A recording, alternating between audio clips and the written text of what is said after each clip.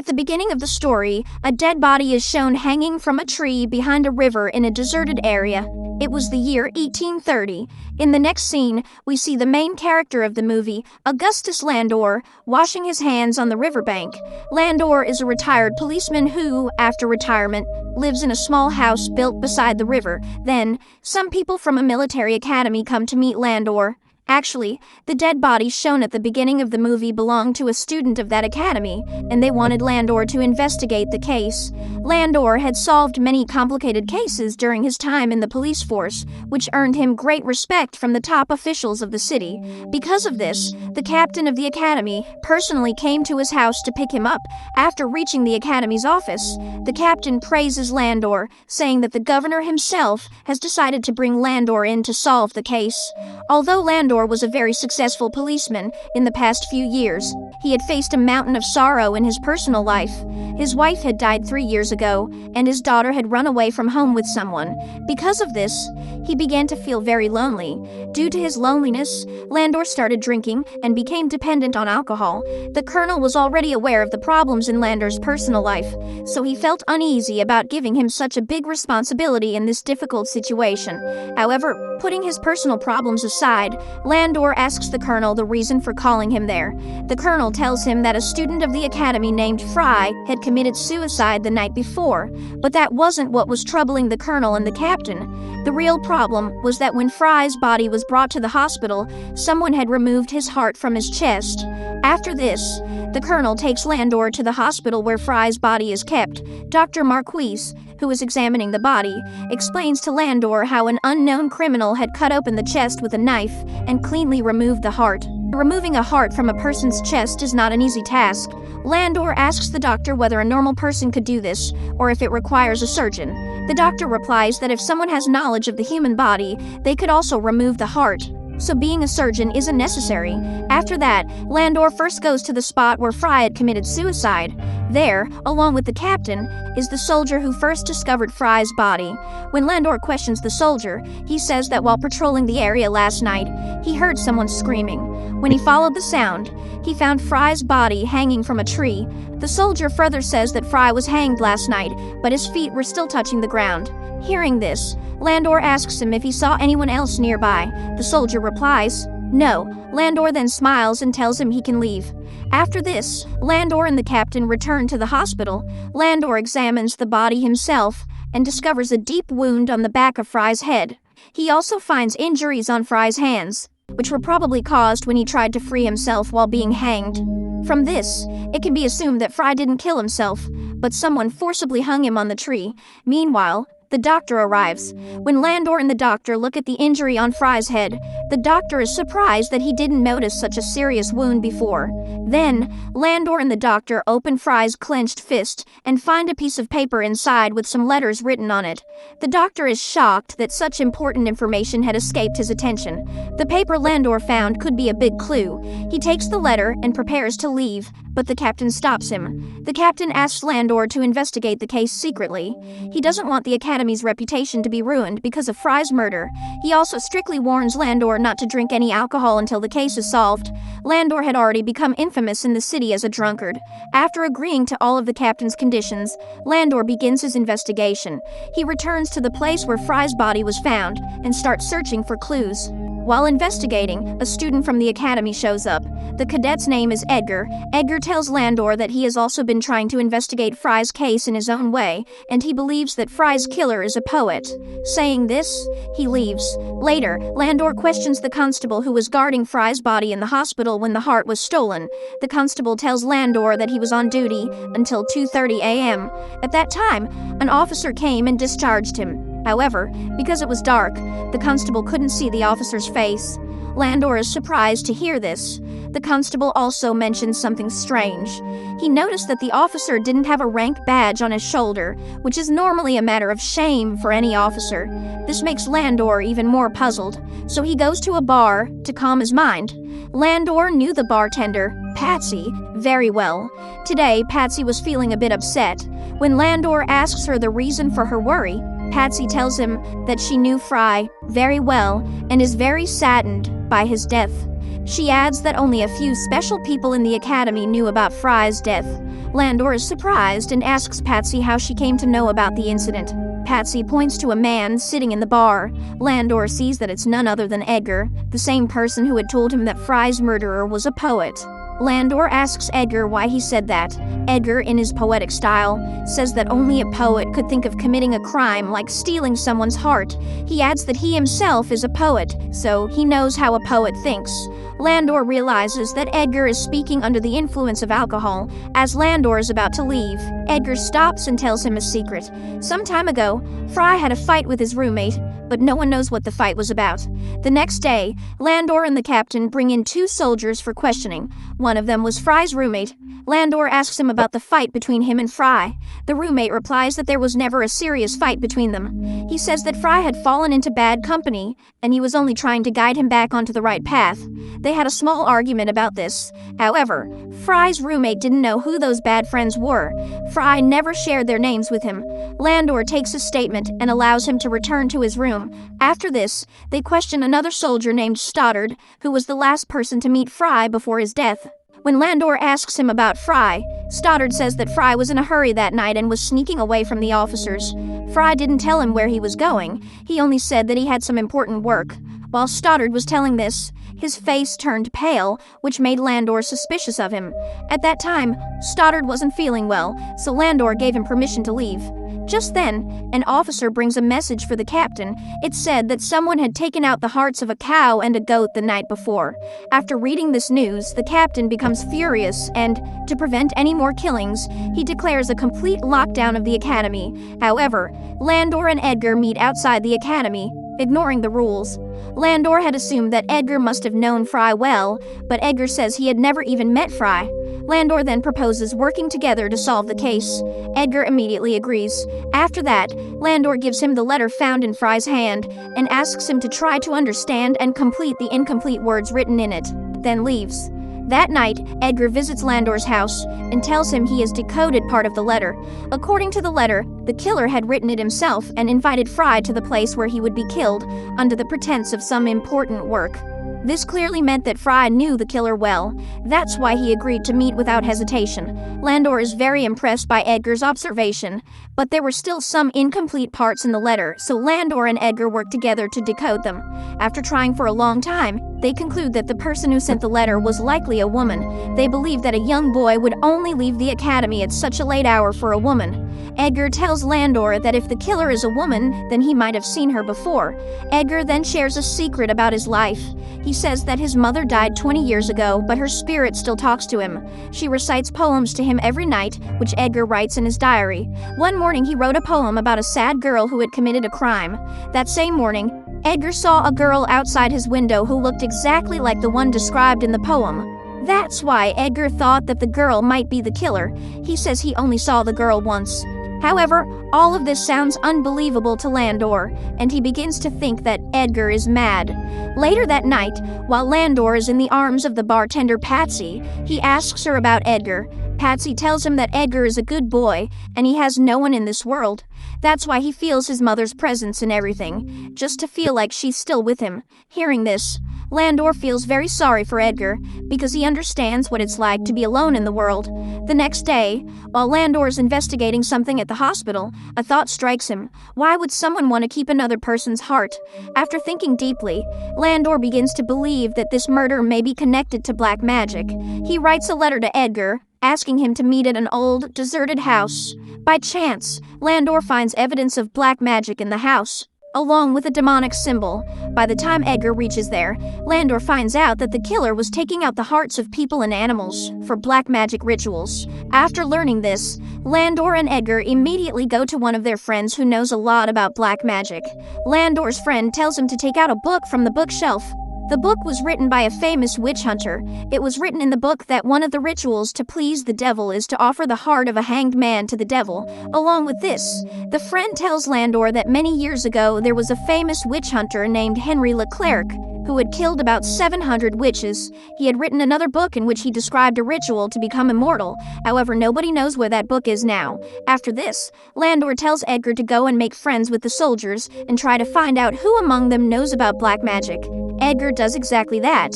He becomes friends with a group of soldiers and learns that the doctor's son, Artemis, knows about black magic. On some excuse, Edgar meets Artemis and becomes friends with him. One day, Artemis invites Edgar to a party. Edgar tells everything to Landor as well. From then on, Landor and Edgar start investigating Artemis together. That night, Edgar goes to Artemis's party, where some of Artemis's friends are also present. Edgar befriends them by reciting colorful poetry to them. While talking, Edgar learns that Artemis and his friend Bellinger both knew Fry very well.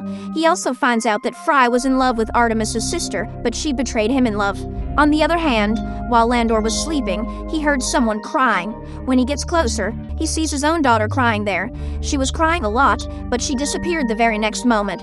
Landor becomes very upset and starts crying, remembering his daughter. Since the separation from his daughter, such emotional incidents had become common for Landor.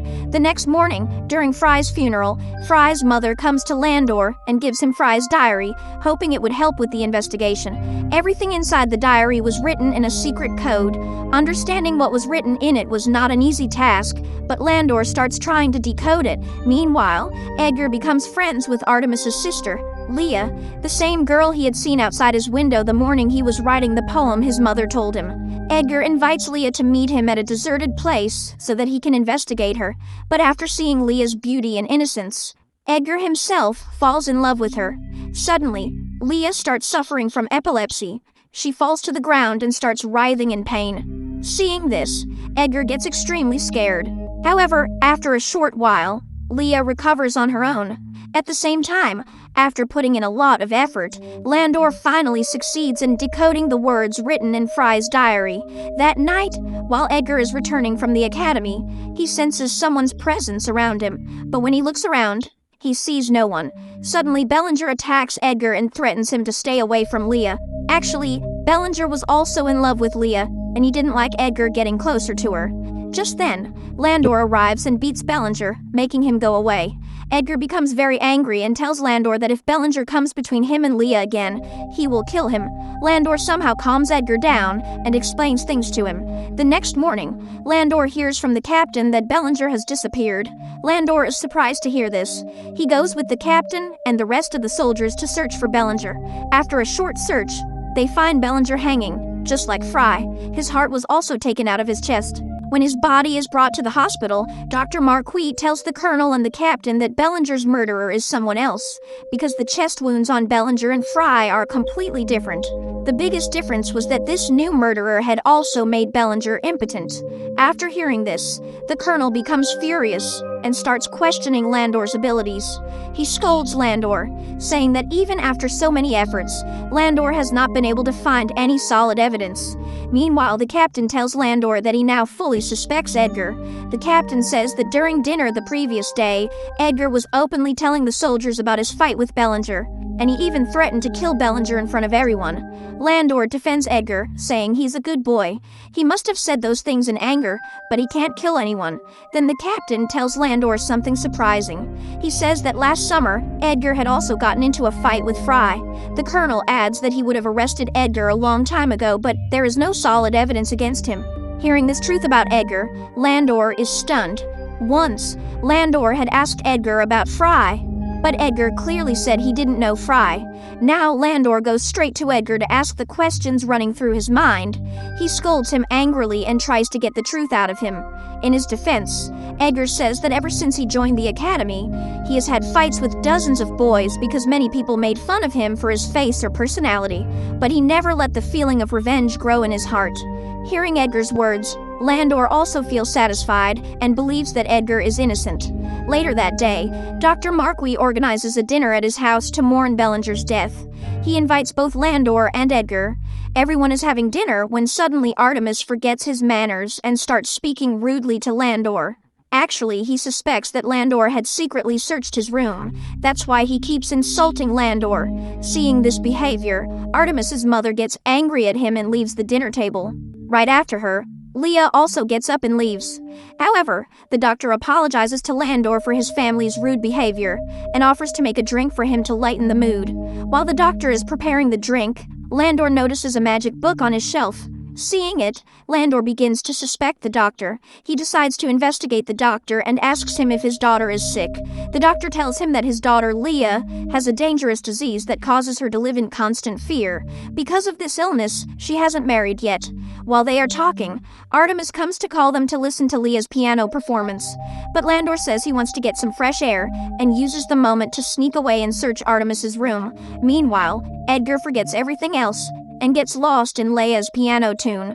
He had fallen so deeply in love with Leah that he was ready to do anything for her. On the other hand, Landor finds a coat in Artemis's room that does not have a rank on its shoulder. Landor remembers the academy guard had mentioned that the officer who granted him leave wore a coat just like that. Then, Mrs. Marquis arrives there and is also surprised to see that coat. Landor takes the coat downstairs. The doctor says it belongs to his dead brother, and he doesn't know how it ended up in the house. Landor tells him that the coat was found in Artemis's room. Before Artemis can say anything, the captain arrives and says that another soldier named Stoddard is missing from the academy. Stoddard is the same boy who last saw Fry and nervously gave a statement to Landor. After hearing this, Landor immediately goes with them to search Stoddard's room.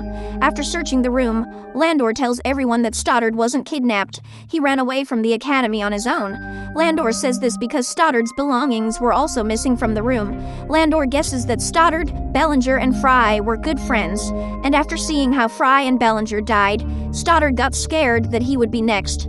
That's probably why he ran away in fear. Because of the coat found in Artemis's room, everyone starts suspecting him of being the killer, but Landor still doesn't have solid proof against Artemis, so he asks the colonel for some more time to gather evidence. Meanwhile, Edgar goes to Leah and recites his poem to her. Leah then takes him out for a walk. On the other side, Landor visits his friend again and learns that Henry Leclerc, the man who wrote the book on immortality, was actually a devil worshipper. Landor's friend also shows him a picture of Henry Leclerc. Landor suddenly remembers that he has seen this painting somewhere else. He immediately rushes to the doctor's house.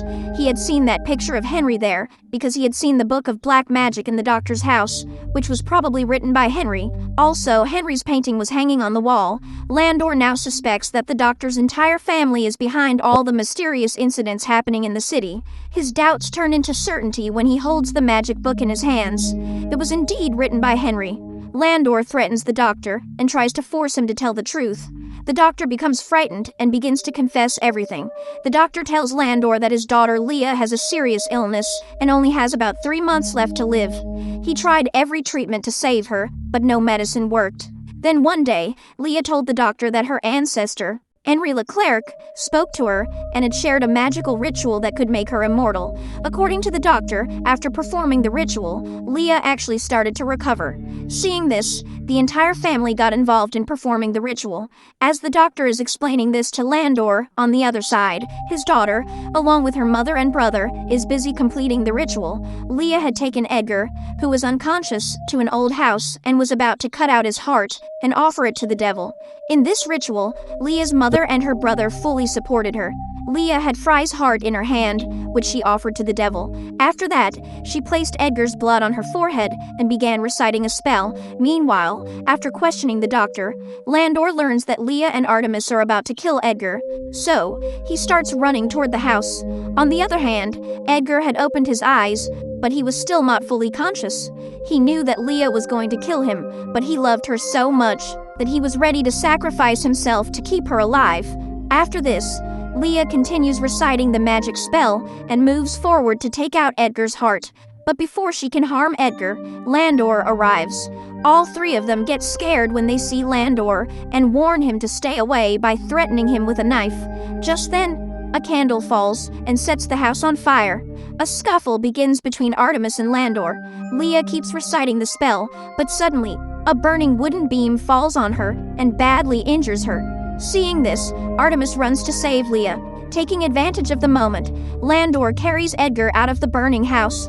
Artemis and his mother were focused only on Leah when suddenly a burning part of the house collapsed on them. Landor manages to save the doctor's wife, but Leah and Artemis are burned to ashes. Seeing Leah die, Edgar is deeply shocked. After this, Edgar is admitted to the Academy Hospital safely. It's revealed that Dr. Marquis had already resigned. The captain and the colonel thank Landor for solving the mystery and apologize for ever doubting him. After completing his duty, Landor returns home. But this story does not end here. A few days later, Edgar comes to Landor's house, fully recovered. He says he has found out something about Landor's daughter's death. Saying this, he walks inside. Edgar is very angry with Landor because he has discovered a secret that Landor had hidden from the world. The handwriting on the letter Landor had once written to Edgar matches the handwriting on the letter found in Fry's hand. This means Landor was the one who wrote the letter and lured Fry to the place of his death. To understand why Landor did this, Edgar began investigating. He learned from Patsy that one night, when Landor's daughter was returning home from a party, 3 rogue cadets from the academy raped her. After knowing this, Edgar understood that Fry was definitely involved in that crime. But now, Edgar wanted to hear the whole truth directly from Landor, because by now, he already knew too much. So, Landor began telling him everything. Actually, Landor's daughter hadn't run away with anyone. Because of the terrible crime committed against her, she had taken her own life by jumping off a mountain. To get revenge, Landor had been secretly looking for the culprits. He had already received Fry's locket from his daughter, so Landor knew that Fry was one of the 3. To kill Fry, he wrote a letter in Patsy's name and called Fry out of the academy. Then, Landor knocked him unconscious with his weapon and later hanged him from a tree. He had also asked Fry for the names of the other 2 boys, but Fry didn't reveal anything. Then, Landor heard someone approaching, and he had to run away. Landor was lucky, because that same night, the doctor had taken out Fry's heart for a black magic ritual. It felt as though even God was helping Landor in punishing his daughter's rapists. Even the colonel had chosen Landor to investigate Fry's death. Landor took advantage of that and claimed it was a case of black magic to hide his own crime. He then worked to frame the doctor's family, who were already obsessed with superstition, to make the whole case look like black magic. Landor had removed the hearts of animals himself. While decoding Fry's diary, Landor discovered the name of the second culprit, Bellinger. After that, he killed Bellinger and took out his heart too, so that it would seem like another black magic ritual, just like Fry's murder. Landor had beaten Bellinger and forced him to reveal the name of the third culprit, Stoddard. But before Landor could kill him, Stoddard ran away from the academy in fear. Edgar asks Landor why he didn't punish Stoddard. Landor replies that he no longer has the courage to commit another murder. He only hopes that wherever Stoddard is, he lives with guilt for the rest of his life. In this way, Landor very cleverly took revenge while fooling the entire military academy, and Landor didn't regret what he had done, because he did it all for his daughter, but Edgar's heart was shattered by Leia's death. That's why he takes Landor's letters to the colonel as evidence, but then he realizes that this punishment wasn't enough for the monsters who had done such a horrible thing to Landor's daughter. Thinking this, Edgar burns the evidence. After all this, Landor had nothing left, except the memories of his daughter. That's why, in the end, he goes to stand at the top of the mountain to reunite with his family. Friends, if you liked this video and got lost in the story while watching, then please subscribe to support us so we can keep bringing you more videos like this. Thanks for watching.